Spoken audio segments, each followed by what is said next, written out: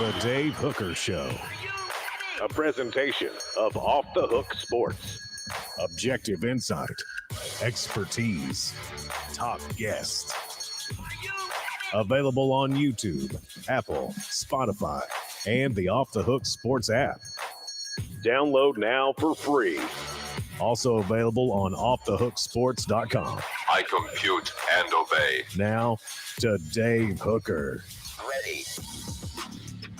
Here we go. I'm not sure which day it is. I'm not sure I will all week because holiday weekends really mess me up. Hope you had a fantastic one. Again, as I said on Friday, Memorial Day is not just Veterans Day. It's not just Armed Forces Day. It's about those that gave the ultimate sacrifice. So God bless to those families. And thank you so much for what you did, for what we're able to enjoy on a daily basis. And wow, what a weekend for me, Caleb Calhoun. As you know, some of the backstory there. Lost a close loved one, pet. And I know you have a puppy and you're a dog person, so that was tough. But at the same time, we persevere and we move on. How are you, Caleb Calhoun?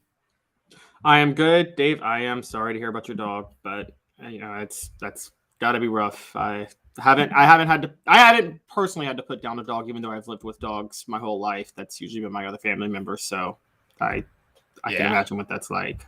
Wasn't great, but we move on. Tennessee with a big football weekend, so we want to break that down. And if you haven't had a chance to check out what Caleb Giroux's been doing on offthehooksports.com, he was putting it in over the weekend time-wise, so he's been up and rolling all weekend while I had some questionable cell service. So we certainly appreciate Caleb for all he's doing in covering recruiting and really knocking it out of the park. So let's go ahead and get rolling with that. Let's get started as Tennessee with a monstrous recruiting weekend. It is time for Four Downs. Four Downs brought to you by Campbell, Cunningham, Taylor, and Hahn with Caleb Giroux. I'm Dave Hooker. Four Downs now brought to you by Campbell, Cunningham, Taylor, and Hahn. I don't have glasses or contacts. Here we go. Four Downs. Four questions. Four answers. The Dave Hooker Show. Four Downs. A presentation of offthehooksports.com. All right, first down as we look back on the recruiting weekend. If you have any questions, throw them at me at the message board. First down, how big is Peyton Lewis? The commitment that if you listen to offthehooksports.com, if you follow us on the Twitter and on our website, pretty much had a good idea that Peyton Lewis was going to end up at Tennessee. So not a surprise commitment. But how big is this commitment? Peyton Lewis, what do you make of Peyton Lewis? By the way, a big show. ESPN's Adam Rittenberg will join us a little bit later in the program. So what do you make of Peyton Lewis, the pickup there, Caleb Calhoun? Dave, quite honestly, I think it's a bigger commitment than it looks on paper. On paper, Peyton Lewis is a fringe four-star. Four-star on 247, three-star on Rivals, kind of vacillates between. But I'm going to do what recruiting services get lambasted for doing all the time, but you know they do, and I can't blame them, which is I'm going to evaluate a player like him based on who is pursuing him. And when you talk about I think they should take that into account. No, I hope that they would take that into account. Some probably don't. They think they can evaluate an athlete as well as anybody, but I don't think that's the case. I think if Nick Saban starts showing a lot of interest in a young man, that you should take that into account. Sorry to interrupt. Go ahead. Yeah, I agree. And so he chose Tennessee over Alabama, South Carolina, Georgia, Penn State, and Florida. That's a pretty good collection of schools that wanted him. It wasn't like he chose Tennessee over Virginia, where he's from, or anything like that. He chose them over some pretty big name schools. So I would say that this is actually a pretty big pickup. He's uniquely tall for a running back, I would say, at 6'1". And depending on what Josh Heupel wants, I would assume that he's going to be your feature every down back. And if that's the case, he probably needs to put on 15 pounds. But one night needing to put on 15 pounds and you're more than 2 years from enrolling on campus isn't that big of a deal. So that you got plenty of time to put that on with summer workouts. So I think this is a great pickup for Tennessee. Honestly, I think it's a very underrated pickup. I think when you look at, again, every school on there is in the top 10 in recruiting this year, except for Florida, I think. But I think Florida's right fringe top 10. So I think this is a great move for Tennessee to add Peyton Lewis. Yeah, I think it is too. And I think the goal is to find that special tailback. I feel like they have. This is not a shot at Jalen Wright, who, if not for the fumbling issue, we would have seen more of last year. It's not a shot at Jabari Small, who continues to get banged up even despite adding the 15 pounds. But I feel like you've got a bunch of, to date ourselves a little bit, you got a bunch of Tony Thompsons, you got a bunch of Travis Stevens. That's not a shot. But I don't think that you have the elite, I'm going to hammer you down throughout the game type of tailback right now, nor do you have the home run threat yet. I think you'll have that with Dylan Sampson. But I think that if this offense finds a special tailback, which I don't think they have on the roster yet, as far as a complete 3-down type of tailback, and remember, they've got to do that with tempo. If they find a special tailback, it hits a whole nother gear and a whole nother level. I don't think you have to have it, but I think you really want to have it. Yeah, basically, they don't have Tony Thompson. I mean, they have Tony Thompson. They don't have Chuck Webb. Thank you. Yes, they don't have the guy. They've got the guy that if the blocking's what it should be, he's got the right vision and athleticism to get the yards he needs to get. They don't have the guy that a designed call for a 5 or 6 yard gain can turn it into an 80-yard touchdown run. They don't have that guy yet. And that's always, you're right, those type of running backs, those really special running backs you always want. Quite honestly, Dave, outside of all-purpose backs, Alvin Kamara is obviously an all-purpose back.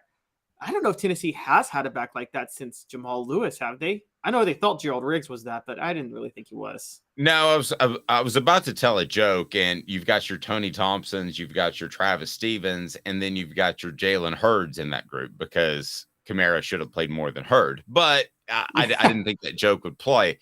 So no, I think you've got a bunch of very good tailbacks. I think a special tailback is a 1 in a million. Smoky Mountain Red says that a huge add that speed and Heupel's offense will make defenses have to play man-to-man on every snap. I agree. I think that Tennessee wants the Alvin Kamara type because you can be so deadly in the passing game and you are playing 3 downs. At 6 foot, 190 pounds, is Peyton Lewis that guy? Once he puts on another natural 20 to 25 pounds, he's at 225. I think he can be that guy because he's a fast guy.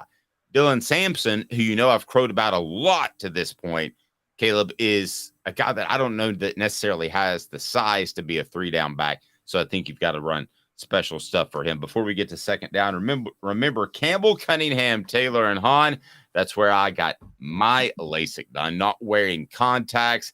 I am not wearing glasses, and it's awesome. Campbell, Cunningham, Taylor, and Hahn. They are fantastic. All right, so let's get to second down. Second down, as we look back on Tennessee's big 8-6-5 recruiting weekend, second down, was the weekend a huge or respectable success? Anytime you pick up a commitment, it has to be a success, but second down, huge or respectable success? Respectable. It will be huge if they can maybe get a couple of steals and they make sure they lock up Boo Carter. If they can lock up Boo Carter, that will make it a huge success because that's really the one that they really need to lock up more than anybody else. And if they get Sammy Brown, it's a success greater than huge. I don't know where you go above huge, but if they can get Sammy Brown and Boo Carter, those are the two to watch out for. Right, the 5-star linebacker Boo Carter out of the Chattanooga area. So that leads me to third down. I will say it's a respectable success, and if one of those guys drop, let's try to say this week because we want to attribute it back to this specific visit, and there's a chance Boo could drop this week or later this summer based off what I'm told. So will the Vols get another this week? That's third down. I will actually say no. They don't pick up another commitment this week, but don't be surprised if you hear something from Boo on a Monday afternoon or Tuesday that he wants to go this week. Just based off what I've been told, don't be stunned if that happens. But I will go now as of this moment that the Vols do not pick up another commitment this week. I agree. And the biggest reason I agree is because the surest lock on this list, Edwin Spillman, who also might, I think, be the most overrated on this list, but that's a different story. But the surest lock on this list wants to take all his official visits before he commits, and that's not going to happen until the summer. So I think Edwin Spillman's going to commit to Tennessee, but he's not committing this week.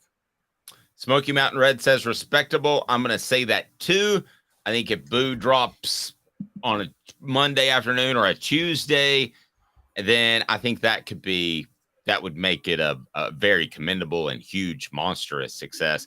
Sammy Brown, I just get the feeling that's a long play. Let's go fourth down, next get. I think you and I agree. If it's going to be anybody, it's going to be Boo Carter, right? Yes. If it's going to be anybody, it's going to be Boo Carter. Unless Boo Carter decides to drag this out, at which point, like I said, Edwin Spillman will be it. But I think Spillman's committing the minute he takes his last visit. He's going to commit to Tennessee next week. But let me tell you my thoughts real quick on Boo Carter, okay? First, I'm going to tell you Campbell Cunningham, Taylor Hahn. Campbell Cunningham, Taylor Hahn. I'm not wearing glasses. I'm not wearing LASIK. They're absolutely local, and they're incredible. Other eye offices will fly people in from Florida. You won't even talk to them. They called me on a Sunday night and just say, hey, how's it going? That's Campbell Cunningham, Taylor, and Hahn. They have the local individual vision centers as well, but when you need LASIK or you need cataract surgery for your eyes, Campbell Cunningham, Taylor, and Hahn, they've got it all. So check them out, Campbell Cunningham, Taylor, and Hahn. I'm getting a weird vibe from Boo Carter. I'm just going to be honest, that he's enjoying the process a little too much. That this is dragging on a little too much. I think he's going to end up at Tennessee. He has every right to take his allotment of official visits and take his time. But the simple fact is we're kind of at a scenario here where it's looked like Tennessee for a long time. So if not, why not pull the trigger? You had the transfer last year from high school to high school. It kind of feels like this could get a little bit interesting, and then maybe he's enjoying the process a little bit.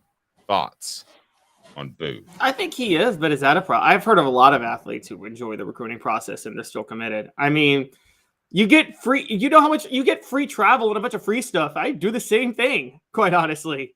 That's fair. I mean, you would like for a guy, if he's going to end up at your school, to go ahead and commit early, right? So that you get the momentum from it. But it's not necessarily fair to ask them to do that. So we felt like we had a question. Yes. So the shocking question is, given how much we know on the inside about this, the schools have to know more. So why are the schools willing to give him so much if they're pretty sure he's going to Tennessee? So your implication is you think he's really good? Well, no, what I'm saying is, why are the other schools so? Yeah, that's my implication, because they're working really. It seems like they're willing to go all out with these when they host him, knowing that Tennessee's a significant favorite. I feel like my understanding of recruiting is you don't really waste your time hosting, going all out with athletes are probably committed elsewhere. That's why I would argue it's a little bit disconcerting, because he could be telling other schools he's very much still in play.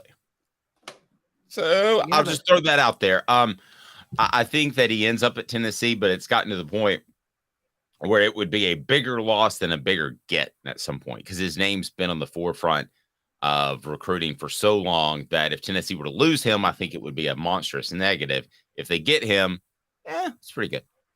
And I'm not trying to undermine his talent whatsoever. It just seems like this has gone on for quite some time. So Boo Carter, we'll see. He was there over the weekend. This is a group of guys that were already committed, like the Merklinger kid, and they're kind of recruiting each other, or they're on the verge of committing. So I think that's why you saw Peyton Lewis go ahead and drop. And then a change on Tennessee's roster. We didn't really see this one coming. At least I didn't. We will get Caleb's thoughts. What the H? What the? What was he thinking? Release the hounds. The Dave Hooker Show. Keep cool. A presentation of offthehooksports.com. So we have a young man entering the transfer portal, one that I did not think would happen. What can you tell us about some movement in Tennessee's football roster, Caleb Calhoun? Yeah, so defensive lineman Deshaun Terry has entered the portal. He had 6 tackles for a loss over the past 2 years, 3 sacks, 35 tackles. Has been a pretty solid rotational linebacker. He transferred to Tennessee from Kansas, was one of Josh Heupel's first transfer signees when he first took over, and now he's in the portal. I think he was a solid rotational player. He's the type of rotational player you want, but I think this is a sign of the success Tennessee is having at defensive line among other players more than anything. I think what happened was DeJoun Terry, I think he realized he was going to be the odd man out after spring ball. I think he waited until now because I think they say you're not supposed to do this. I believe they do. I believe kids do this. I think that he was taking my advice and making sure that he had a landing spot before he decided to pull the trigger and enter the portal. And so my guess is you're going to see him land somewhere pretty quickly after this. Yeah, and it may just be Kansas, right? Could he end up at Kansas? Back at Kansas? Yeah, I mean, I've already seen that possibly perpetuated by a Kansas website that wants that to happen, but I guess that's a possibility. He doesn't, to me, have the pedigree just to open up the door, and obviously doesn't have the pedigree to call Alabama or Georgia, right, and say I'm coming, or Ohio State, Michigan, any of those schools. But could he call? Does he have the gravitas to call a Kentucky or a South Carolina? Or I'm trying to think of another team that's kind of on the verge of competing for a national championship. I don't think he's we call it anywhere, somewhere, nowhere guys. He's a somewhere guy. I don't think he's an anywhere guy that could just call up anybody and say, hey, I'm showing up in Tuscaloosa, right? I agree. He's a somewhere guy. Dave, you've talked about him a lot, and we haven't seen him take that next step, but we've talked about his potential. Could this be a sign of Elijah Simmons finally being what we think he can be? It could be, but if it is, you bring up that point. It's a great point. It could be Elijah Simmons, but here's the other thing: do you ever have depth on the defensive line and offensive line with the transfer portal? I mean, there are guys. I mean, there was a time where Albert Haynesworth was depth. I know that sounds crazy right now, but he wasn't the first guy to run out on the field, and being able to play extensively in a backup role helped him become one of the greatest defensive tackles of our generation at one point. But he was depth at one point. So if I'm a school, if I'm a coach, I look at this guy in particular in Terry, and I think that's the guy you don't want to lose, because by the end of September, if a guy goes down or he plays at a high level, he could be your starter. Yep, Billy Ratliff played in place of Jeff Coleman as our Celebrate 98 series goes on, and we've got a lot of people lined up this week.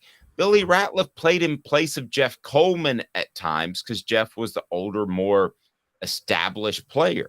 Billy Ratliff doesn't make that play against Arkansas if Jeff Coleman doesn't look over and say, Billy, I need you to step in here. I'm gassed. So that's the part that concerns me. You want at least 4 defensive tackles, more like 6 to enter the season in the SEC, because a couple of guys are going to fall by the wayside injury-wise. Dave, I think they have that. I think they have 6. I'm going down the roster now. Let's just name even without Terry. Even without Terry. Okay, so let's name the go-tos real quick. There is Karat Garland, the experienced veteran of the group. There is Amari Thomas, the potential superstar of the group. Let me get what Hank Kingsley thinks about all these guys. Yeah, so if they're ready to be starters or they're ready to be productive players, by the way, here we go. Hey now. Both those guys are. All right, and then here's third, also ready to be a starter, Bryson Eason. Hey now. Agreed. So we're already halfway there. All right, let's just name the other guys that we're talking about that could be on here. Tyree West. That's a barely hey now. Hey now. But we're talking already at 4th on the roster. Now, the guy I'm high on, who I think pushed Jordan Phillips into the transfer portal back in December because of what he did when he arrived early, a true freshman, Nathan Robinson. That's crazy. I'm not ready to go there with Nathan Robinson yet. You're not ready to go there with Nathan Robinson. You may change my mind in 3 months, a year, or whenever, but I'm not going there yet. That you would look at him and say, it's Alabama this weekend, Simmons, West, these other guys are hurt. You got to start. I mean, they have to fit that mold. It's not just taking snaps. So what you're saying is we're still stuck at 4 then. Okay, I'll go 5. Arizona State transfer, Omar Norman Lott. Hey now. I'll give you that one. All right, they have 5. So they may have 6. Also, They may have 6. They have 5. All They right. may have. I'm not even done. Elijah Simmons. Oh, you didn't even mention Simmons. All right. Maybe a little optimistic, but we'll see. Adam Rittenberg joins us next. He knows more about the Big Ten than anybody I've ever seen in my life. That includes you, Herb Street. With Caleb Calhoun, I'm Dave Hooker. I love his work, and we'll talk to him here momentarily. Stay tuned. 2 minutes. He's Caleb Calhoun. I'm Dave Hooker, offthehooksports.com. And Craving Wings South North Shore location, where we've heard people say that you can get the best wings in East Tennessee. Pero ¿quién es este? El número 87, Jacob Warren. I'll just do 6 of my sauce 87, please. Imposible, señorita. Dale 6 más. Look at these wings. Perfectas, deliciosas, fantásticas. Man, I don't know what you're saying, but it sounds awesome. How do you say fresh, never frozen in Spanish? Frescas, nunca congeladas. Make your way to Craving Wings and get you 6 más. But what was funny about Kate is we were a full continuum of care at that time. We had detox, we had inpatient, we had outpatient. So we were doing a lot of the things that we do now. But now we just do them so much better. It's really a simple program, but we're complicated people. I am what I am, and now I got to do something about it. You can take your life back. Call Cadis today.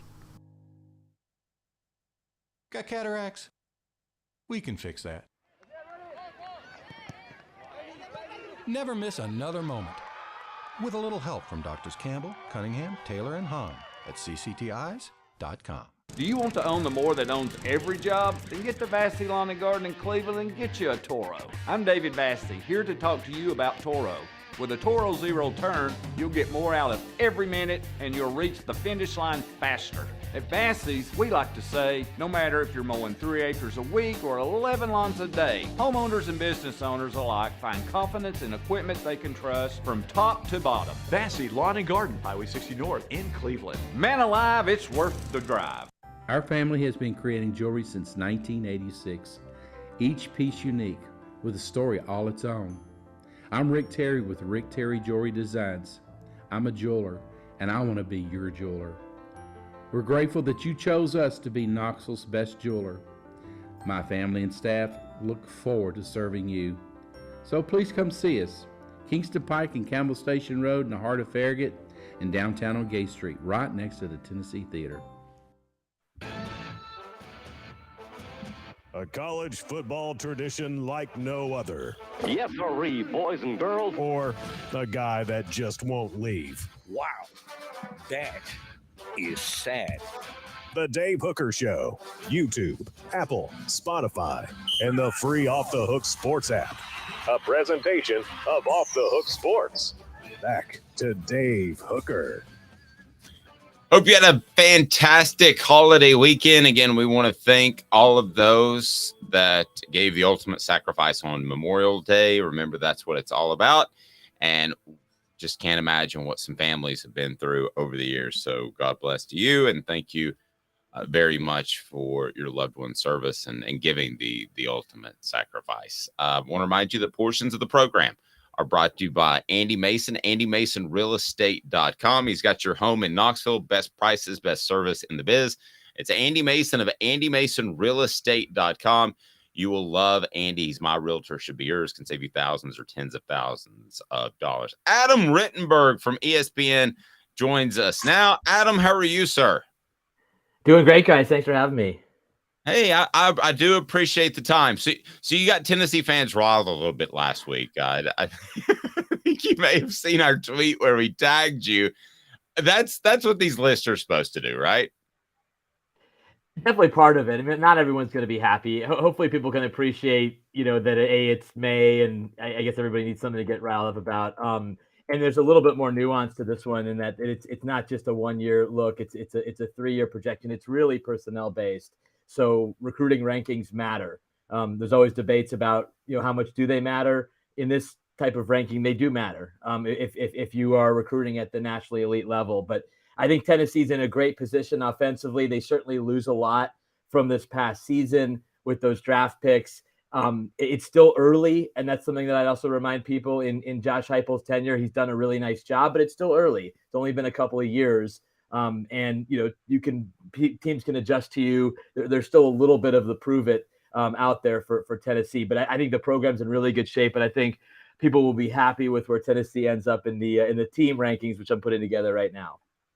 Oh, there you go. Nice tease. When does that come out? I think it'll come out either end of next week or the following week. It's more of a programming issue on our end, but the piece is about 60% done. I've already done the Tennessee blurb. I can't tell you where it's going to be, but I think fans will be pretty happy with where the Vols end up. All right, good stuff. So you've got the top 5 offensive power rankings, and a lot of people do these sorts of things, but explain yours, how it is more than just this upcoming season. It delves into the future. If you can kind of discuss how you came up with this idea and what factors into that. Yeah, we've done this for a few years across sports at ESPN.com, especially in the ESPN Plus space. And it's a 3-year projection. So it's having a lot of starters returning is great, but if all of them are seniors, you're looking at a major reset in this case for 2024.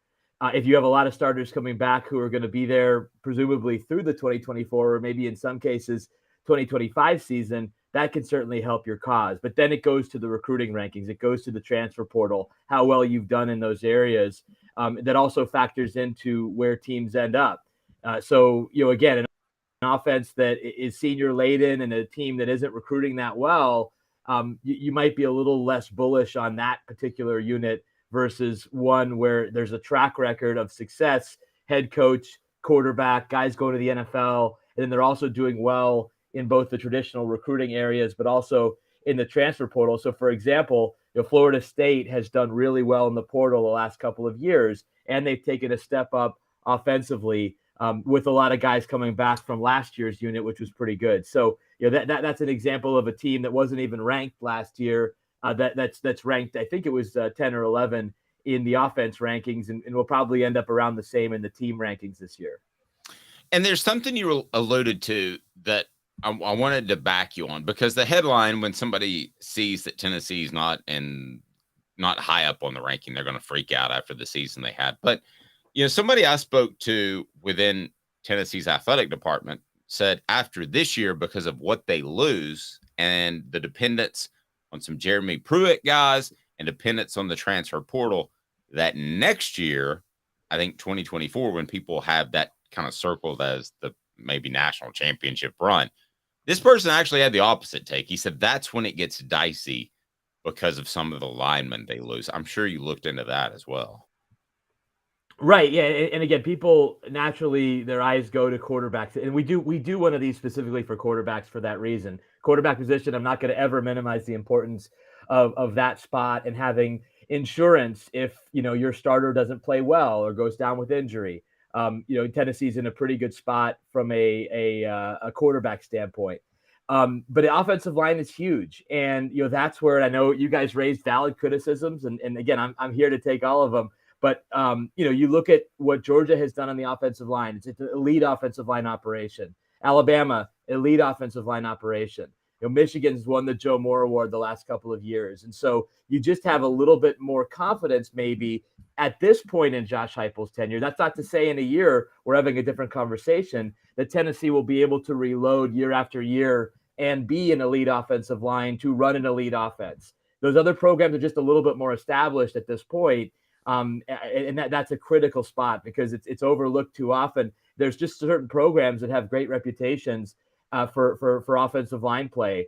Notre Dame is one of them. Notre Dame's trying to pick up in other areas. They've nailed the offensive line. Michigan has taken a major step forward as far as their offensive line play. Penn State, one reason why they are so bullish on this season and feel like they can contend for the Big Ten and the college football playoff is they finally figured out the offensive line. That was a spot that was lacking considerably.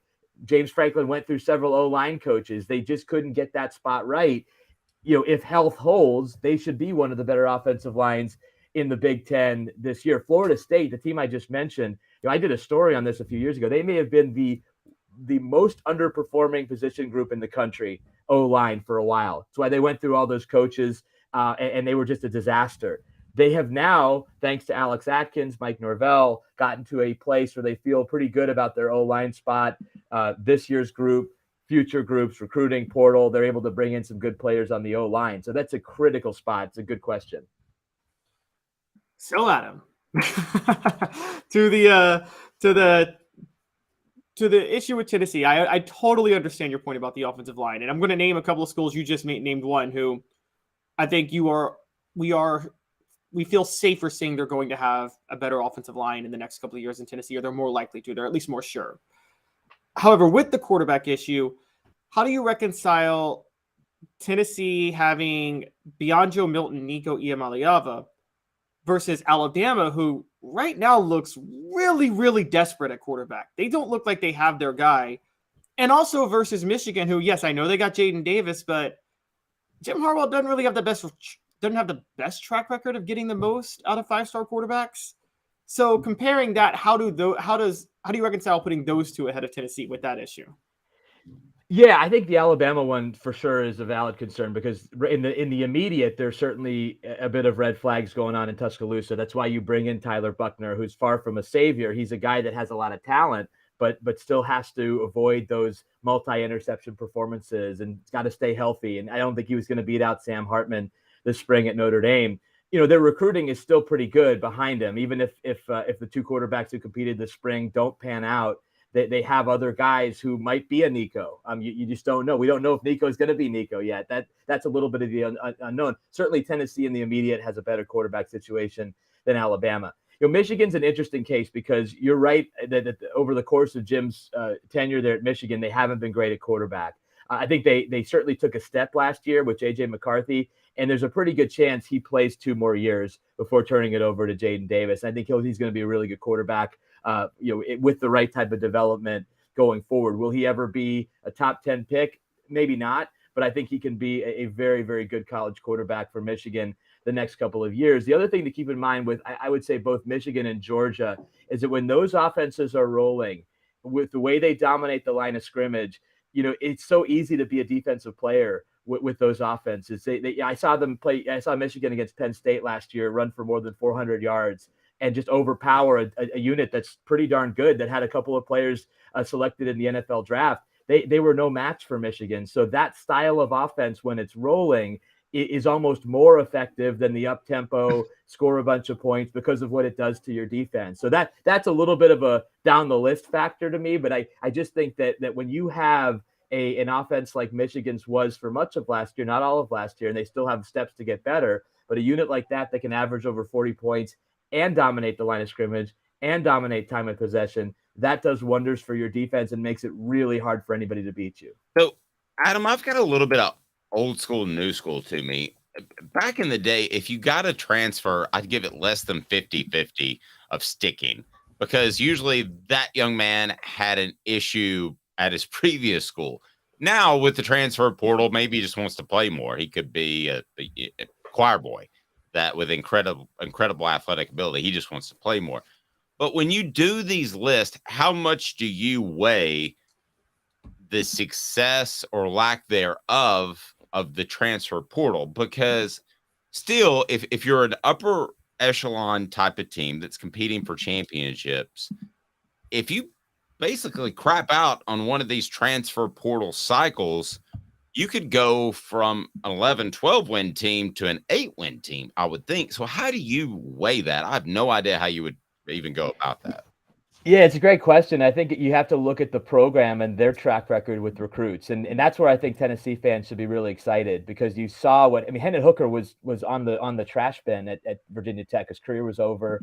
There were questions about his toughness. And then he comes out and becomes a record-setting quarterback at Tennessee and a perfect fit for Josh Heupel's system. You know, Brew McCoy, and he's had a weird journey and a crazy journey, but he's a guy that's having success. There's been other transfers that have come into Tennessee. So I think it's more, there's certainly an element of unknown with every transfer. Is it going to work out or not? But then you look at the programs that have had maybe more success than others with transfers. Michigan has done a nice job recently helping their program with some key transfers in key spots. If you're Florida State, you saw what they did last year with a guy like Jared Verse on the defensive line coming in from Albany of all schools. So that's a point in their favor. Doesn't mean that all transfers are going to work out. I think that's why Colorado is such an interesting test case this year, guys, because they've brought in so many transfers from so many places, most of whom who don't have a whole lot of production behind their name. They may be big time recruits who didn't work out for whatever reason. Is it going to work there in Boulder? That's what makes it so interesting. So I guess I look at it like how does a program and a coach do with how they've done over the course of their career with different transfers? How does that program accommodate transfers and allow them to be the best that they can be? And I think that's what makes Tennessee and its offense so attractive to players because of what they've already done with some transfers, Hendon Hooker being at the top of that list. I still don't envy you on that, because you're going to write about somebody who's had success in the transfer portal and then suddenly it's going to blow up. Somebody, I don't know who it's going to be, but somebody will be that coach.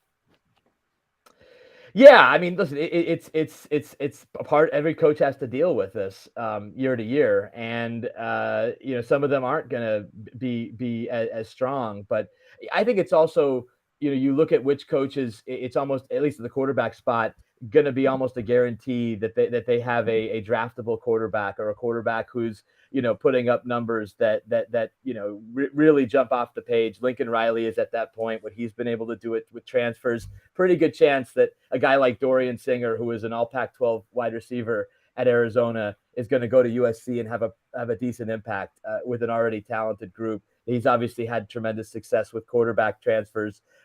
Caleb Williams, I don't even know if that counts because he recruited him to Oklahoma, but he's obviously having great success there. So I think it's just looking at the coach, looking at the system. I wrote today for ESPN.com a story about DJ Uiagalelei at Oregon State trying to get a fresh start, and then 5 other quarterbacks around the country that are trying to get fresh starts. This is just part of the deal. Keaton Slovis, who was one of the players I wrote about, he's on his 3rd school, BYU. Maybe BYU's the place that brings out the best in him. Devin Leary going to Kentucky, trying to get that bump that Will Levis had a couple of years ago with Kentucky coming in from Penn State. So it'll be fun to track it in 10 years of the portal, which schools have done the best with transfers and which ones have fallen short. Adam, that's a perfect seamless transition, because that's what we were going to ask you about next, was the article you did today on the quarterbacks looking for a fresh start. And you saw quite a few interesting ones on there. Who of those do you think is the best of the quarterbacks looking for a fresh start, the most likely to have success this year? Yeah, it's a great question. My instinct is to say Sam Hartman, because he's of those 6 players that I profiled, he's not necessarily one who's coming off of an injury like Devin Leary is, or needed a scheme change like DJ Uiagalelei, or even Brennan Armstrong, who was a record-setting player at Virginia. He's essentially reuniting with his offensive coordinator Robert Anae at NC State, trying to recapture that magic. Whereas, Sam Hartman, yes, he has to learn a new system. It's a bigger stage. Notre Dame, not nearly as talented at wide receiver, I think, as Wake Forest has been. And so that's an area where he's going to have to make those players better. But, I mean, shoot, the guy's the ACC all-time leader in touchdown passes, number 2 in passing yards. It's hard to envision, Sam Hartman really struggling too much, with that type of experience at Notre Dame. But they're all interesting. Hudson Card, for example, at Purdue, they're installing the air raid offense there with Graham Harrell. He's really excited to be part of that offense. I don't think he necessarily has the talent around him. And that's what you kind of look at as well. BYU's got some talent around Keaton Slovis. He seems really comfortable with the coordinator, Aaron Roderick. Oregon State returns an all Pac-12 running back in Damian Martinez, so that DJ Uiagalelei, who, by the way, still has to win that job, if he is the starter, he's got some help around him. But I think in terms of just pure best, it's hard not to go with Sam Hartman, given what he's done over the course of his career. So if you would have not watched any games last year and just paid attention to the narrative of the NFL draft, I'm getting to a point here with Devin Leary in Kentucky, but you would have thought that Will Levis was John Elway stuck at Stanford when he was at Kentucky last year. Okay. And Dave and I talk a lot, like, we didn't see that. We thought Will Levis was a cause of a lot of their problems, quite honestly, last year. Do you think SEC teams should maybe fear Devin Leary even more at Kentucky? Is he because I think he might be better than Will Levis. I don't know what you think. Do you think he could be a real big threat to the rest of the SEC East? He could be. Now, there's a couple of factors here. Will Levis thrived when Liam Cohen was the offensive coordinator, and then Liam left last year for the Rams. Now he's back. That certainly is in line to help Devin Leary. I think the issue at Kentucky is, will they have the offensive line to allow Devin to be at his best? That offensive line for Kentucky had been a staple of theirs. I know their coach passed away a few years ago. It was a horrible situation. They did not seem the same to me. That doesn't absolve Will Levis and some of the mistakes that he made last year, because I agree with you. There were times where he was the reason that Kentucky was underachieving. I was there preseason, guys, and there was so much optimism around Will Levis. I remember talking with Mike Stoops coming off the practice field one day, and he was, he's obviously been around for a long time. He was just saying how that is one of the best college quarterbacks he's ever seen. And so some of it's on him, some of it's on the O-line, some of it's on the other pieces around. But talking to Devin Leary, I think when healthy and when protected, he can be a really effective player, and it's really an interesting player to watch. I mean, shoot, the SEC East quarterbacks, guys, are fascinating this year, because you now have Leary in Lexington, you have Joe Milton, and who knows, possibly Nico in Knoxville. You have Spencer Rattler back in South Carolina. Georgia's got a competition. Carson Beck looking like the guy there, but it's an interesting group, and who kind of steps out and becomes an all-conference level player on that side of the SEC is going to be really interesting. Adam Rittenberg of ESPN, we greatly appreciate it. Adam, we'll talk to you soon. You do have the quarterback transfer story that is out there. Anything else you want to tease moving forward? Well, yeah, just the team power rankings, which again are it's a combination of the three previous versions: quarterback, offense, defense, that we've done already. That'll be coming out relatively soon, and then we'll have some more Colorado coverage later on this month, as that story just doesn't seem to be going away. No, it's not. Thank you, Adam. I appreciate the time. Thanks, guys. Thanks for having me. Adam Rittenberg of ESPN, and his story on the quarterbacks makes me wonder at some point, and it's up, by the way. Does Tennessee have a concern in that they're relying so heavily on the transfer portal? Yes. I mean, let's not debate that. I pride myself in being honest and objective with the message board, but listen, you're going to head into next season, heading into the 2024 campaign, and you've lost a lot, particularly on the offensive line. So are you depending on the fact that you'll get two offensive linemen that have chemistry, that are able to compete at a high level? This is different than Alabama picking up a Jahmyr Gibbs to fill a hole. This is Tennessee right now surviving on the transfer portal to get a Thornton to replace what they lost in the draft. We could go on and on and on about guys that they have gotten, obviously the quarterbacks, and the portal, the Peely to hopefully do what Jeremy Banks was supposed to do last year, at least statistically, maybe not as an impact player. He's a different kind of player. But do you see where I'm going here, Caleb? I mean, Tennessee right now has to hit on 75 to 80% of the transfers they bring in to keep playing at a high level. At some point, I don't think that's sustainable, which leads you back to high school football recruiting. And we brought that up, and it sounds like a wet blanket for some people, Caleb, but it's the facts. That still is the most important thing, not the transfer portal. Yes, and that leads to, there's two things that make this crucial.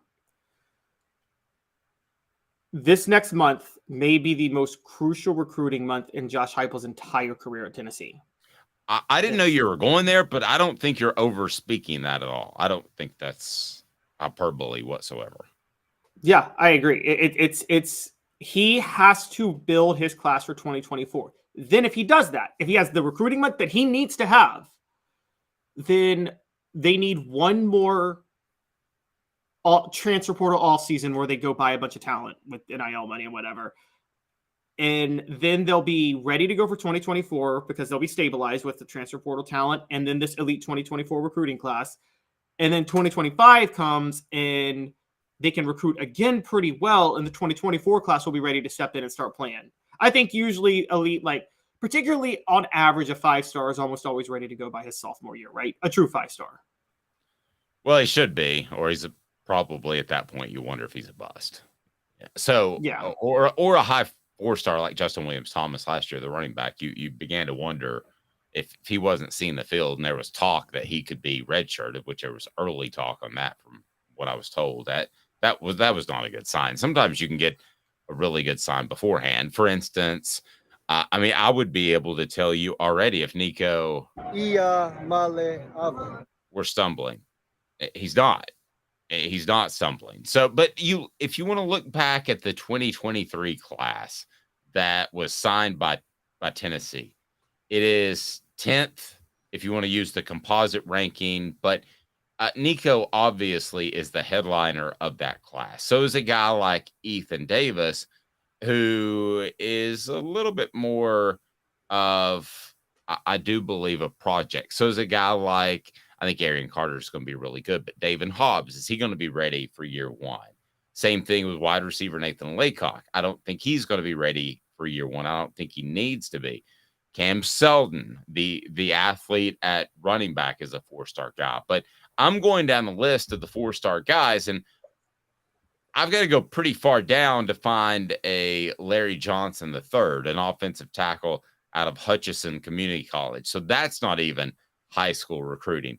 Bison Lang, who I've heard good things about recently, and I think will be a player, a little bit more of a project. 3-star guy, 6'5", 335 pounds, needs to trim down a little bit. And then you get to the transfers pretty quickly. You also have Aiden Bussell out of Mount Juliet, but he's a 3-star guy. I mean, Tennessee needs to have 3 or 4 4-star guys that are committed on the offensive line each and every year. Caleb Calhoun. And you figure 2 of those will bust because the old rule in recruiting is 50-50. So you figure 2 of those will bust. So you walk away with 1.5, 2 good prospects each and every year, Caleb. That's where you've got to be, not depending on the transfer portal each and every January and May. Yes, exactly. You need 3 to 4. And for those who question my second-year rule, we always talk about the Georgia trio here at Tennessee in 97. They all emerged in 1998. That was their breakout year, was 98, after they kind of flew under the radar. But you're right. You got to get 3 to 4 4-star offensive linemen. And you're right. You know, no more than 2 of them being bust. I mean, I go back to you don't want to go back here, but Dave, you don't want the 2002 class with Brandon Jeffries, Rob Smith. I'm pulling it up now. Heath Benedict, all highly touted linemen. None of them, I don't think, ever saw the field, did they? No, Heath Benedict ended up being a player. He at another smaller school, and I want to say he passed away shortly before he was drafted. Really? I'm sorry. I should have. Yeah, no, that's fine. But he and Philip Fulmer didn't see eye to eye.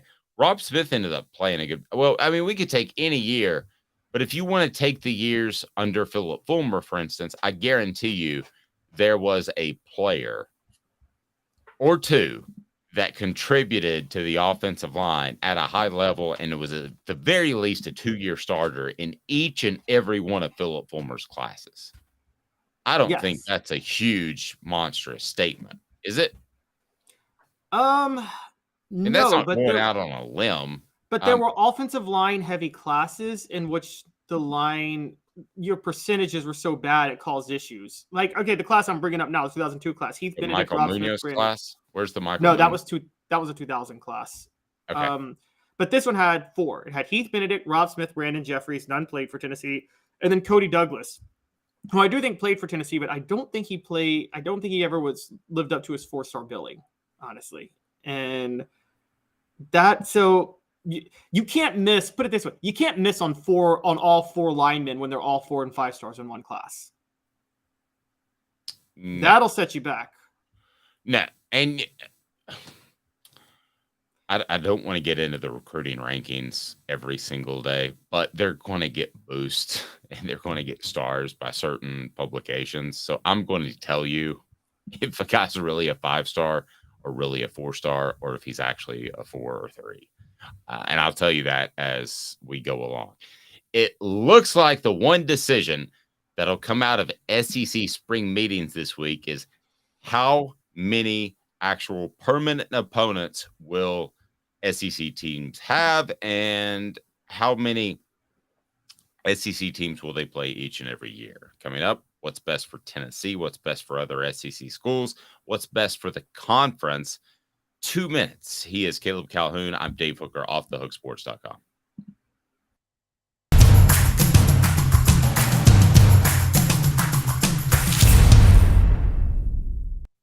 Don't forget to check out our Celebrate 98 series. Coming up, we'll have the Travises, Travis Stevens, and Travis Henry. Back with you in 2 minutes. Sun, sand, and salt water, the beach is a very relaxing place. Unless you wear contacts. Ow! Open your eyes to the best the beach has to offer with LASIK vision correction from Campbell Cunningham Laser Center. Ah. Hi, Mike Davis here with City Heating and Air, reminding you to always dare to compare. Our team provides quality local heating and air service, installation, and maintenance across East Tennessee. We use only the best equipment like American Standard heating and air conditioning for your residential, new construction, or commercial needs. Honesty, dependability, and customer satisfaction have been the cornerstones of our business since 1961. City Heat and Air. Dare to compare.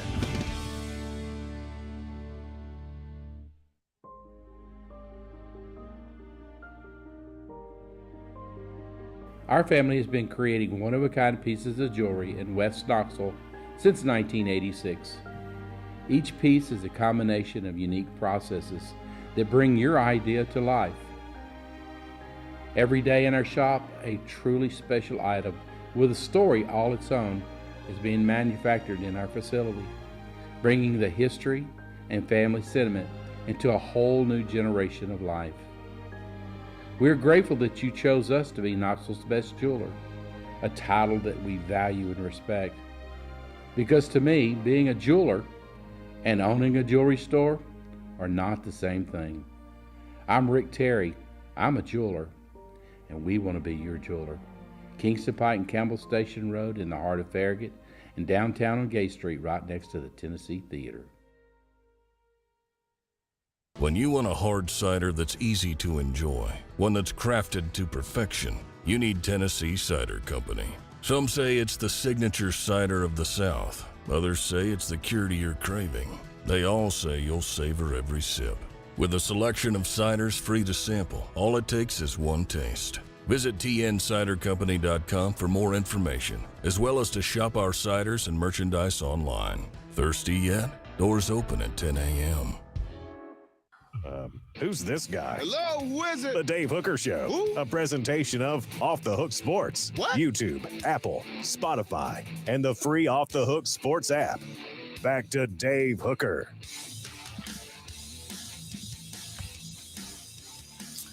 What do we got coming up, Caleb? Are we going to get into the almost comeback wins because you're going to really stick that knife in and twist it concerning the Celtics coming back from 3-0 only to twist an ankle and not show up in Game 7? That was great. Yeah, do you wish they had just gotten swept at this point? Kind of. I mean, it is funny you bring that sorta. Because, I mean, the plan was I wasn't supposed to. We took a long weekend for my anniversary. The plan was we were going to get up early and on Tuesday morning and drive home. And then when I heard of Game 7, well, I wanted to watch 7 with my son on Memorial Day, right?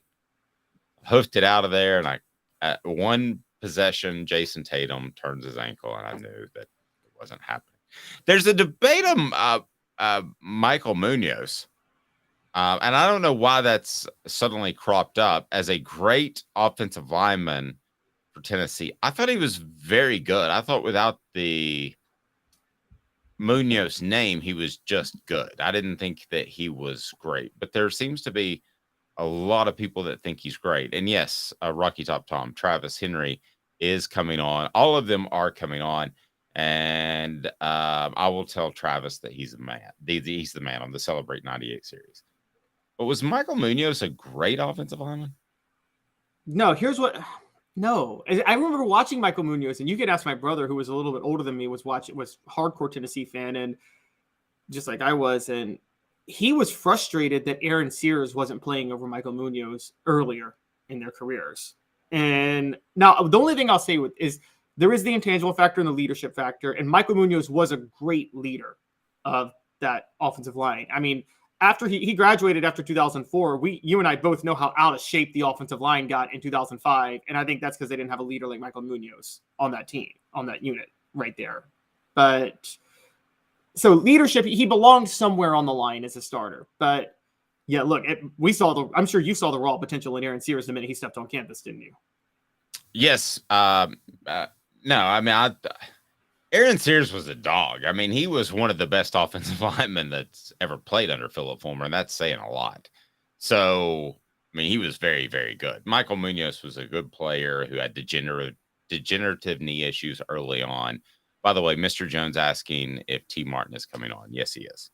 So we've got a lot to get to on that, and we may have an announcement of another publication coming out shortly if I can ever get my ducks in a row. Thank you, Caleb, for helping out on that. By the way, what are you sporting? Like a Miami Vice type jacket? Is that what's going on? No, it is kind of a Miami Vice jacket with a old Hollister shirt. I have now canceled Hollister because the Abercrombie & Fitch CEO was just really, really mean and you know. Wow. Look at your man. Okay. But I got this before I found out he fat shames teenagers. Oh, well, I didn't know that. I'm not even completely sure what that is. Fat shames. Okay. How does he do that through his clothes? That's a whole nother discussion. What do people need to do? Jacob Warren. What's up, everybody? This is Jacob Warren asking you to like, subscribe, and share. Dave needs this. He does. All right. It is time for today's tough question. And I want you, the message board, to be incredibly interactive. If you're not, then I'm going to get very frustrated because this is what it's all about. Today's tough question brought to you by our friends at Craft Treats, crafttreats.com. Get the promo code 20% off with Off the Hook. Use the promo code Off the Hook. Get 20% off. Boom. Here we go. Today's tough question. Take a side. Take a stand. The Dave Hooker Show, a presentation of offthehooksports.com. D, I saw your post on the YouTube page, and I was about to respond to it during the show, but I have like a rule of not responding to it during the show. So, but I will respond to it. We've got 3 up right now of the Celebrate 98 series. We've got Jeff Coleman. Pardon me. We have Billy Ratliff as well. So we're off and rolling. Who's our third, Caleb? I can't remember. Like the worst. Eric Westmoreland.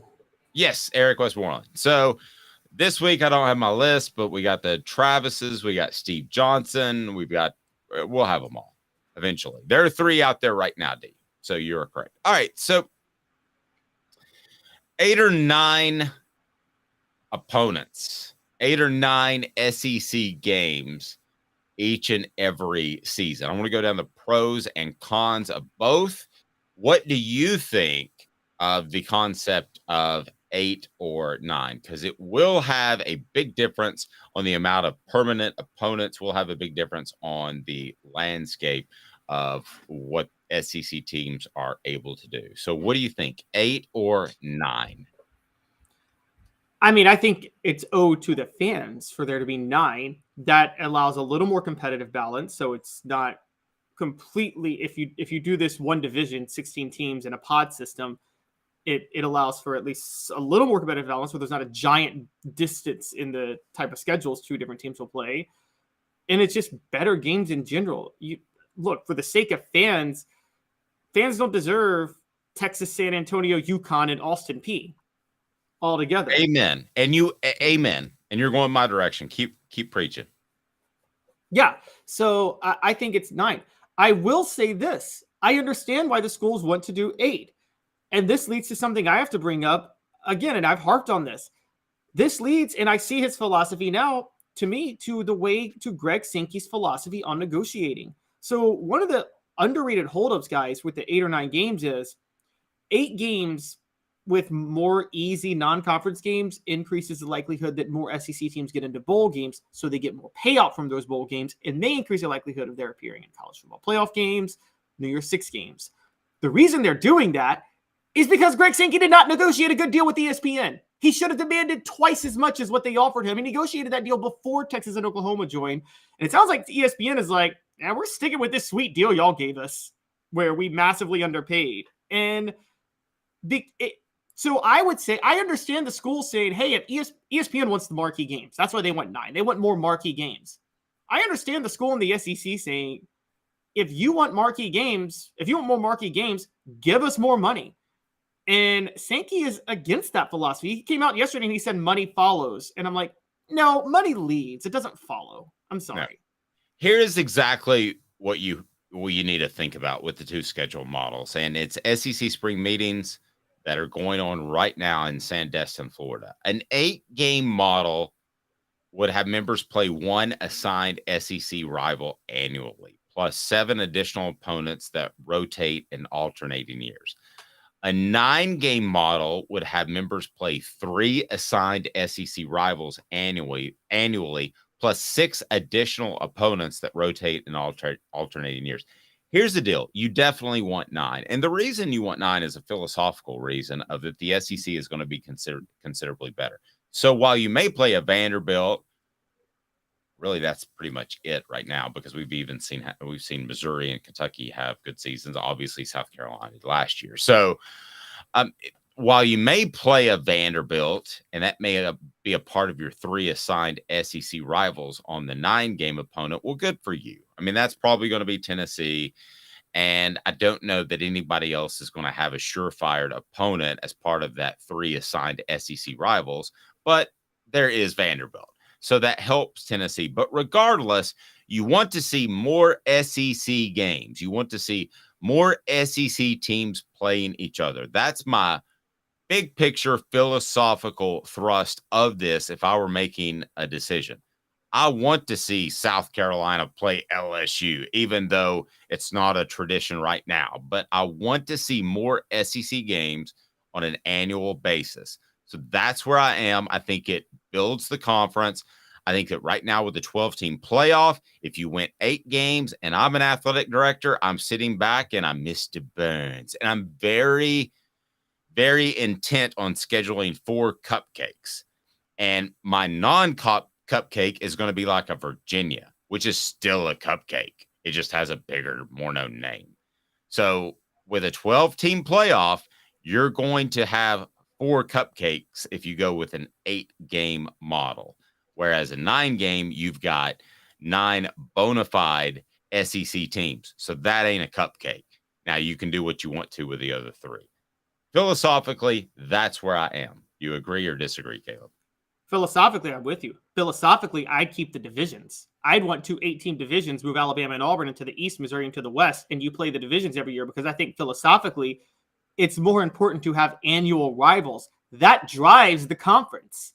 I mean, Tennessee playing Auburn, Tennessee losing their annual rivalry with Auburn was, a gut punch to a lot of older fans when this division changed in 1992.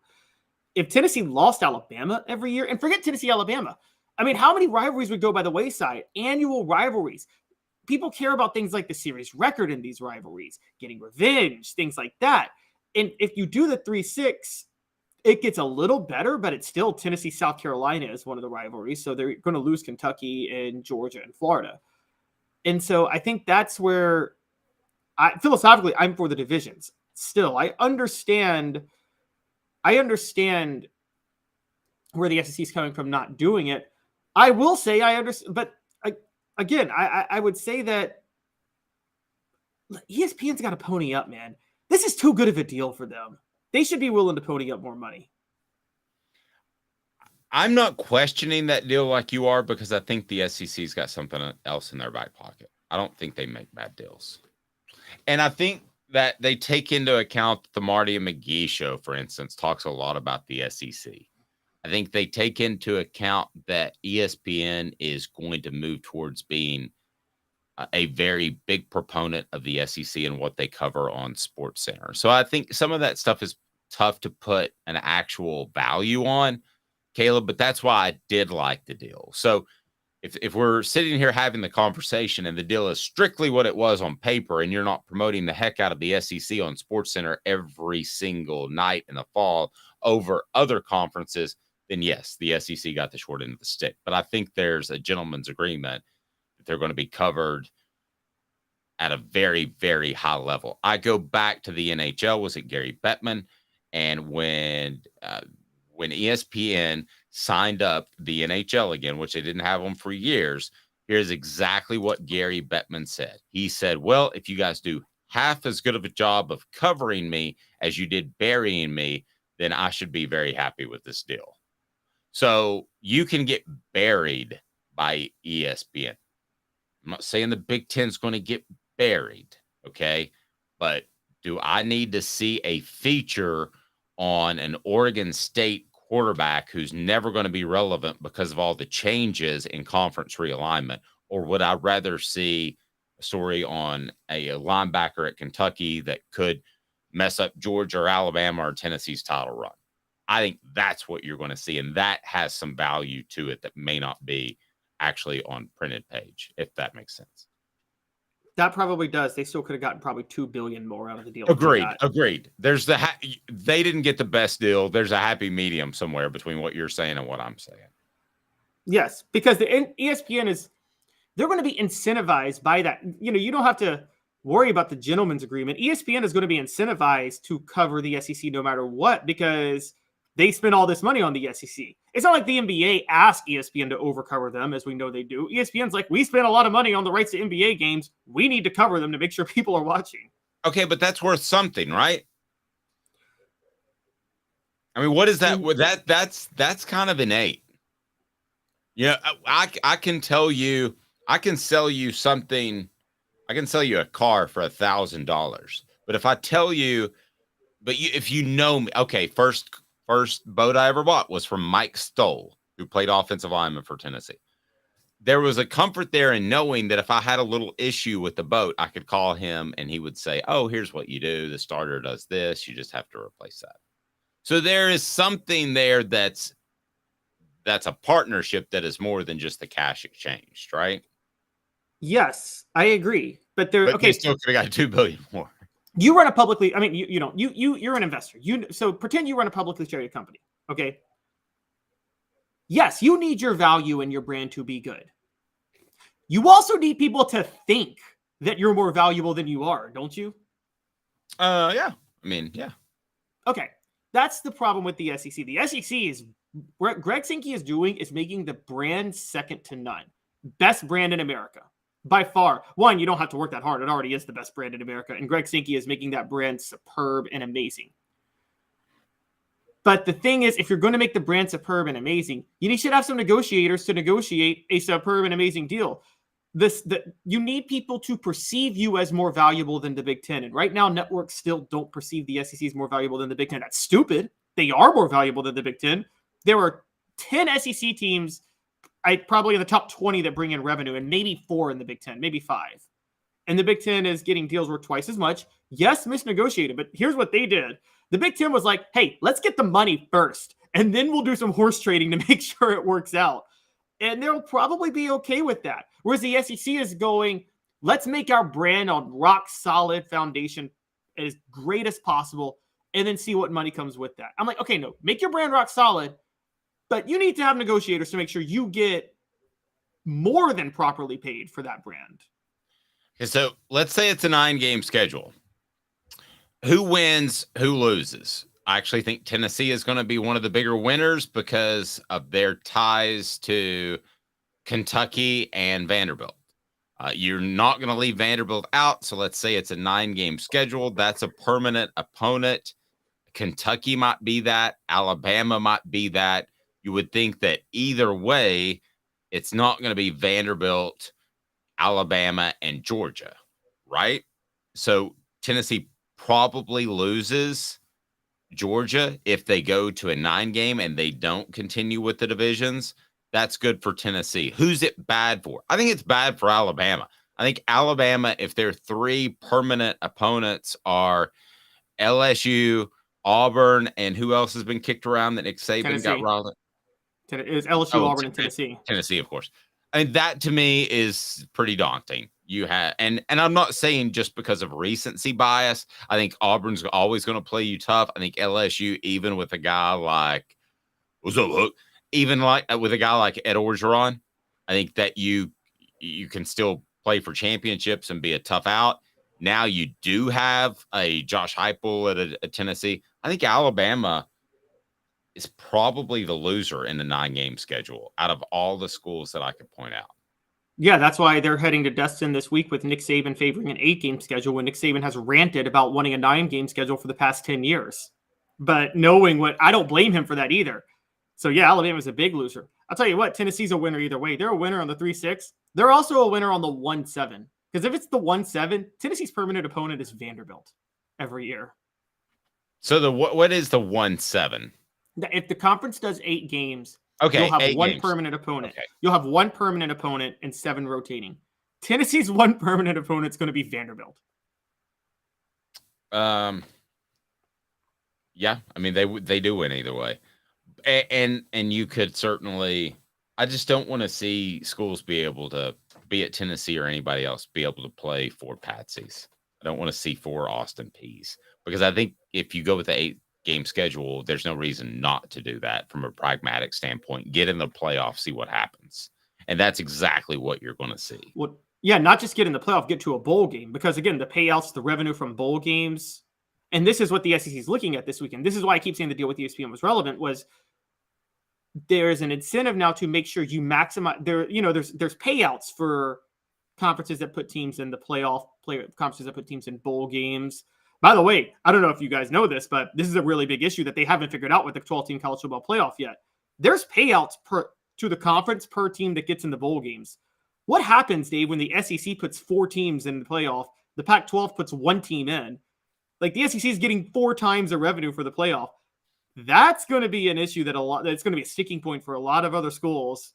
And the SEC is going to sit riding high on that. And that's another incentive for them to stick with 8 games. True. Okay, so before I ask you what ends up happening, I'll remind everybody it's brought to you by crafttreats.com. Crafttreats.com, absolutely phenomenal for your pet. They can help with the arthritis issues. They can help with the social anxiety. They can also help with, how about digestive issues? Because they've got the CBD derivative in there, the chill pills. Go to crafttreats.com, use the promo code Off the Hook. The promo code Off the Hook, get 20% off. That's right, 20% off. And all you got to do is go to crafttreats.com. They have non-CBD treats as well, but use the promo code Off the Hook to get 20% off homemade, holistic, fantastic pet treats. So do they end up with 8 or 9? Who are the permanent opponents and how strongly do you feel? I think Greg Sankey on Memorial Day evening passed along the message that he really, really wants 9. It's not his decision. It is the ultimate decision of the schools.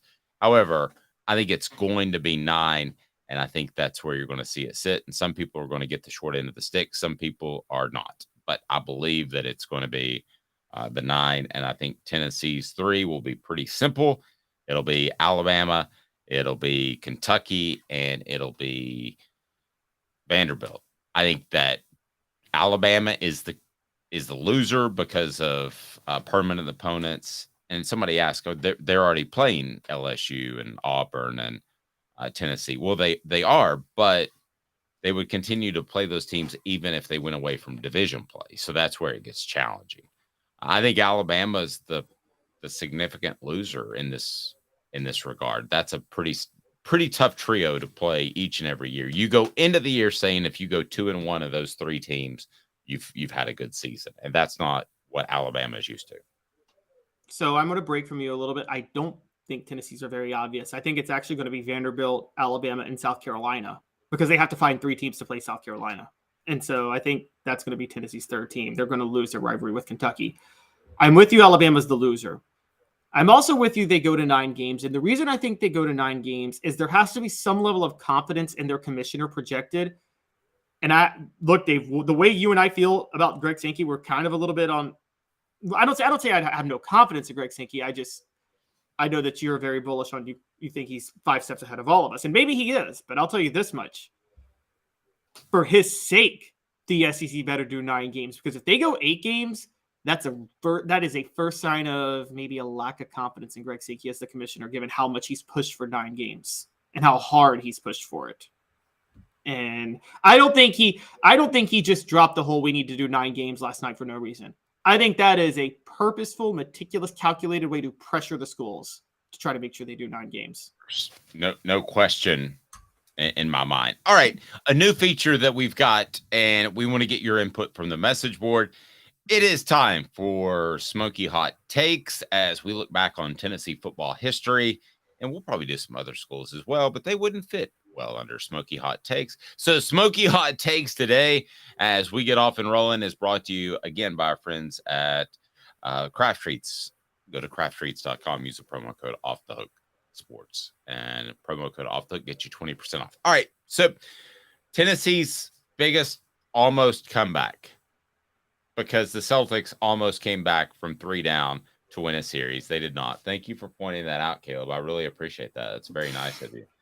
All right, so biggest almost comebacks are what? It's quite a few, and I want to know where you're going to go on this. But I don't know where I'm going to go on this. 2 that really stand out to me are 2016 Texas A&M. Tennessee, if you guys remember, started off 5-0, had the Dobbs nail boot Hail Mary game. They had come back from 4 double-digit deficits, 2 3-score deficits against Appalachian State, Virginia Tech, Georgia, and Florida to get to 5-0. They're behind by 2 touchdowns to Texas A&M. They score, cut it to 1, and then Texas A&M has a first down. They can run out the clock, but their running back keeps running, and he fumbles the ball out of the back of the end zone for a touchback. Tennessee goes down to score, tie it up, and loses in overtime. Should have gone for 2 at the end of regulation, but Butch Jones was never smart enough to think that far ahead.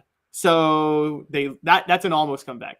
The other one is 2003 Auburn, where Tennessee couldn't stop the run and couldn't run the ball and fell behind 28-7. And Casey Clausen honestly almost single-handedly led them back to win that game, but threw an interception late. Okay, I'm going to go way back. All right. This is not a huge, monstrous comeback, but I'm pretty sure they were down. How about James Banks in that Georgia game? Yes. He played quarterback, and that was the game that cost them Chris Leak. You and I talked about it recently. They weren't down by a tremendous amount, but I just thought that they were not even in the same class as Georgia, given a quarterback issue because Casey Clausen was hurt. And James Banks, to me, kept them in that. They had the ball down about 4 points, I believe, on in Georgia territory, and they ended up stalling there. So, to me, they felt like they were down, and maybe you can pull up the box score as far as how far they were down. I remember that specifically. You're right. They were down 18-0 in the fourth. Okay, so they're down 18-0, and they almost pulled that game out. It would have been one of the most painful Georgia losses in the last 25 years during my career, basically. It would have been one of the most unexpected wins in Tennessee football history when you have to go with James Banks running the ball around like a crazy person and really not completing much except for design throws and flat passes, and they just didn't throw down the field a lot. It was an extended running game when they did throw the ball. So that would be the one that they almost pulled off. But it's weird. It was their costliest almost comeback because they almost came back because Banks played so well and CJ Leak went out there first that it cost them Chris Leak and probably threw off their recruiting for the next 3 or 4 years because that was the plan. Yeah, it was a domino. A huge domino effect, Yes. Caleb. Led to the 05 disaster and at quarterback. No, you're right. That's a good one. That's a really good one. 2000. Yeah. So the one I brought up. Here's the other funny part about that. Would they have been better off just to play, as far as the program, just to play CJ Leak, lose by 20 points, and get Chris Leak as your next quarterback? Oh, I think so.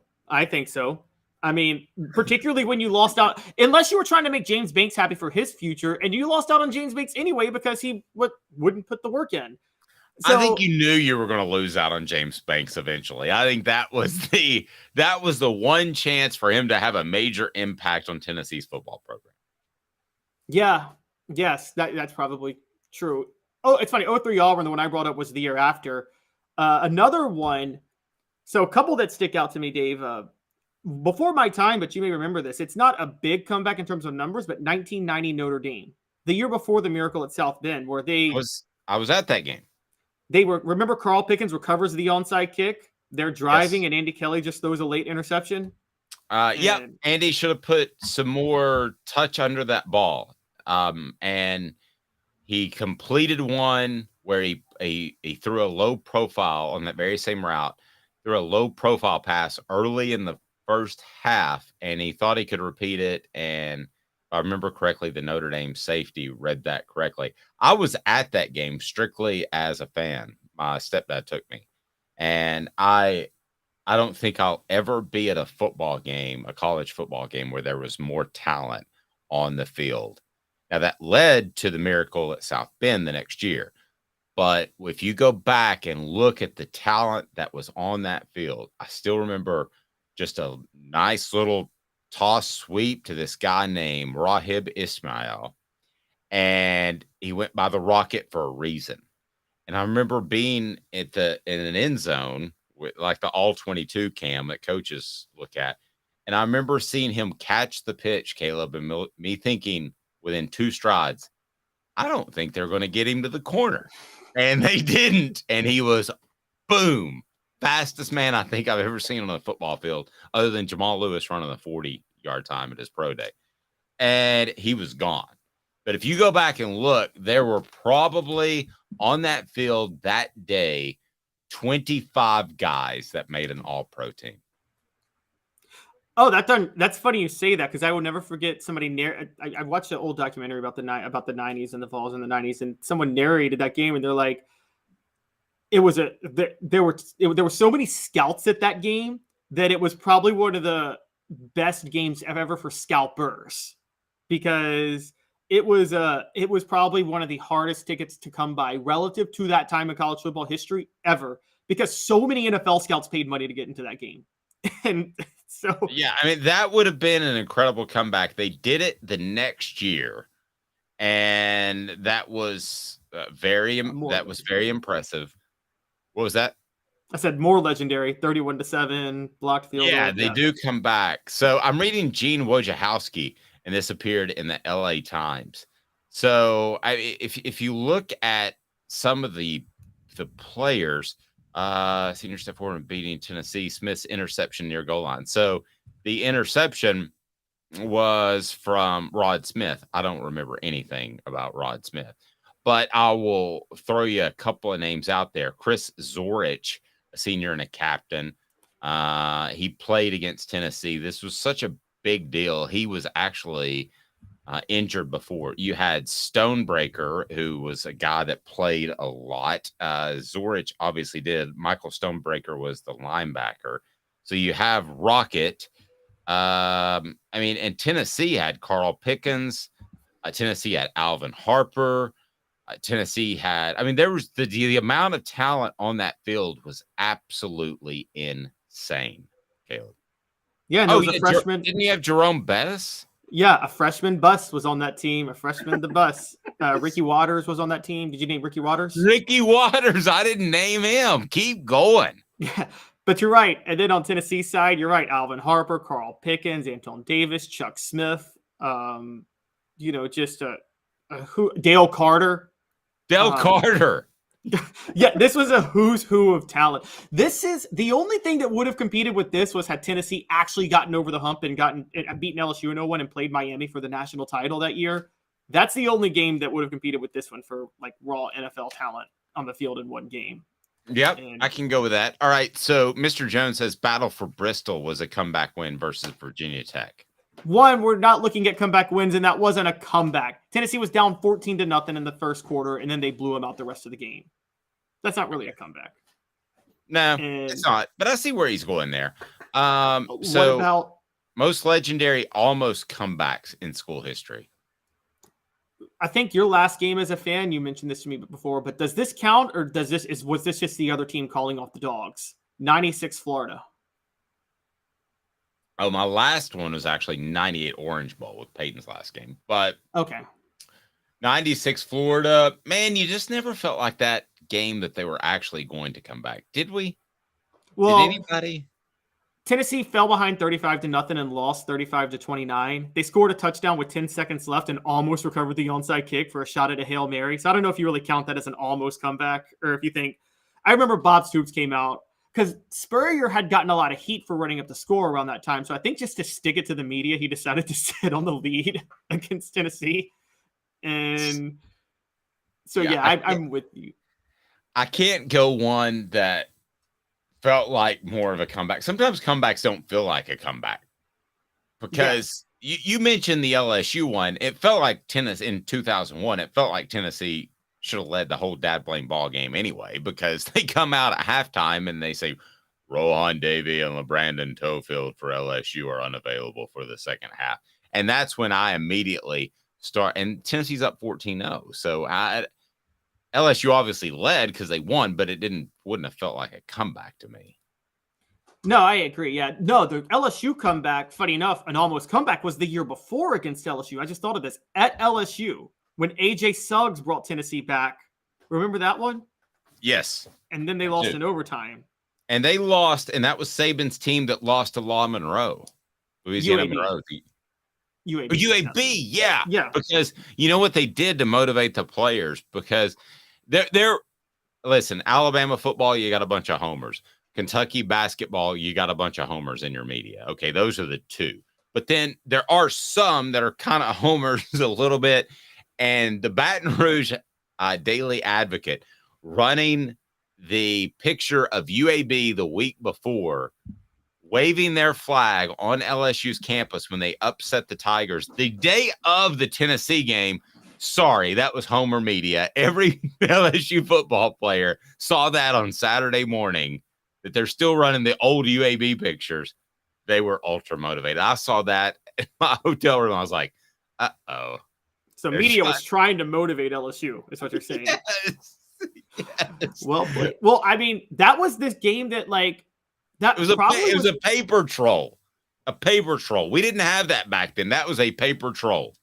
That was Nick Saban's emergence at LSU. A lot of people questioned the Nick Saban hire, particularly after that UAB loss. The win over Tennessee changed everything. And then the win over Tennessee the next year really changed everything. But, and then I saw on the message boards, another one you were at, Dave, an almost comeback, and would have been the most unlikely one. Mount Cody, 2009, Alabama.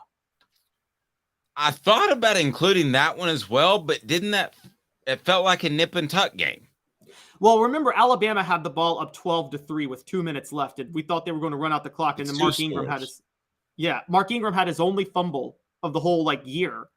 And then Tennessee scores a touchdown, gets the onside kick, and gets into field goal range. Just a bunch of things had to happen that you didn't think would happen for Tennessee to have the chance to win the game. And you and I disagree on this, but I still think Kiffin sat on the clock and tried to take the long field goal because he didn't want to shoulder any blame if he called the wrong play trying to get closer. Well, we don't disagree on the first part. He sat on it too long. Whatever the motivation, good Lord, we could be as clinical psychologists and neither of us would know the answer to that. I hope that person makes good money. Yes, but I saw him do that. Sorry. Go ahead. I saw him do that a couple times. Like at Florida that year, I saw him play clock management just so he wouldn't lose by a lot, so he could sell something to recruits. If they were down 2 scores, then I will say yes, that would be number one. Because even if you beat Notre Dame in 1990, they were never down 2 scores to LSU in either of the games we discussed, were they? No, they were down way big to LSU. 2000, they were down 31-15, and they got 2 touchdowns and 2 2-point conversions in the fourth quarter with AJ Suggs at quarterback. But I'll take Alabama at Tuscaloosa that particular year as my number one. I forgot they were down 2 scores. So yeah, they were down 2 scores. Smoky hot takes. There you go. Tennessee's biggest almost comeback is. Do we agree, or are we agreeing on this, Caleb? Alabama 2009. Are we going to go with that one? I can't tell if your shirt's Miami Vice or more likely, I don't know, the hip LA marijuana dispensary places. I'm gonna still go You're with the Woody Harrelson of the SEC. Oh my gosh. I'm gonna still go with 03 Auburn because that cost Tennessee the SEC East, where they were down 28-7. They scored 2 touchdowns in the fourth quarter. Clausen converts a 4th and 13, then draws a late hit, and he's in the red zone, and you're so sure he's going to score a touchdown to win the game. And he throws an interception, his only bad throw of the game. Smoky hot takes. There it is. Be sure and comment below the biggest almost comeback in Tennessee football history. We'll have more from SEC Media Days throughout the week. Looking forward to that. He's Caleb Calhoun. I'm Dave Hooker. This has been a presentation